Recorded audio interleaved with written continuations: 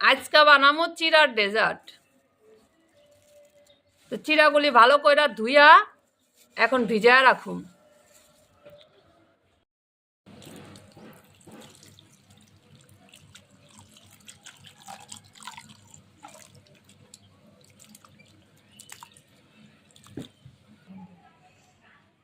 পরিষ্কার করে ভালো করে ধুয়া নিছি। এখন এটার মধ্যে চিনি দিয়ে দিতেছি।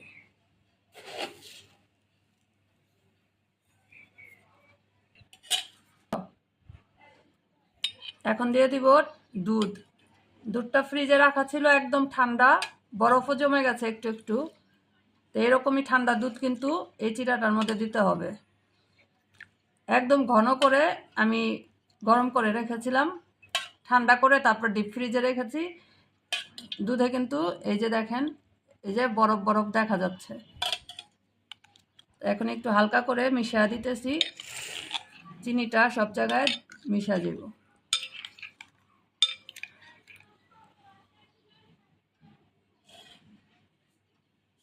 এখন আমি নিয়ে নিছি এখানে কলা।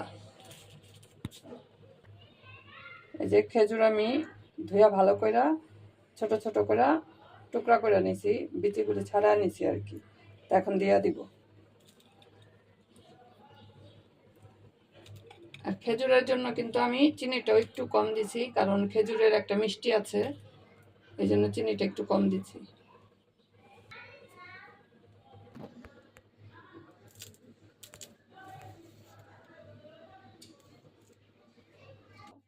কলাটা কিন্তু এভাবে করে মাঝখান থেকে কেটে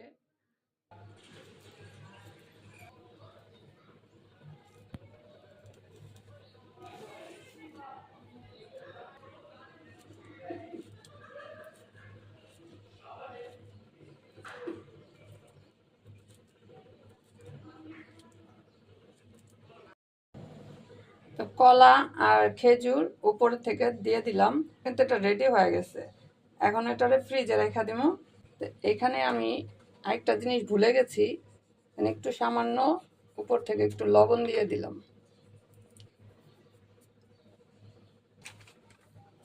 এখন নর্মাল ফ্রিজে রেখে দিব, ইফতারের সময় বের করব। ঠান্ডা ঠান্ডা খাইতে কিন্তু খুব ভালো লাগবে। তো এখন আমি এটা ফ্রিজে রেখে দিই। ফ্রিজ থেকে নিয়ে আসলাম বের করে, এখন ইফতারের সময়। তো এখন ঠান্ডা ঠান্ডা এই চিড়ার ডেজার্টটা কিন্তু খেতে খুব মজা। আপনারাও বাসায় তৈরি করে খাবেন, আশা করি আপনাদের কাছেও ভালো লাগবে। আসলে ইফতারের সময় মানুষের অনেক কিছুই আয়োজন থাকে, সবার ঘরেই মোটামুটি কম বেশি আয়োজন থাকে, কিন্তু এই একটা জিনিস মনে করেন অল্প খরচে খুবই টেস্টি। বিশেষ করে বাচ্চারা তো চিড়া এভাবে খেতে চায় না, এভাবে যদি তৈরি করে দেন তাহলে আশা করি বাচ্চারা খুবই পছন্দ করবে, কারণ আমার বাচ্চারা কিন্তু অনেক পছন্দ করে। বিসমিল্লাহ।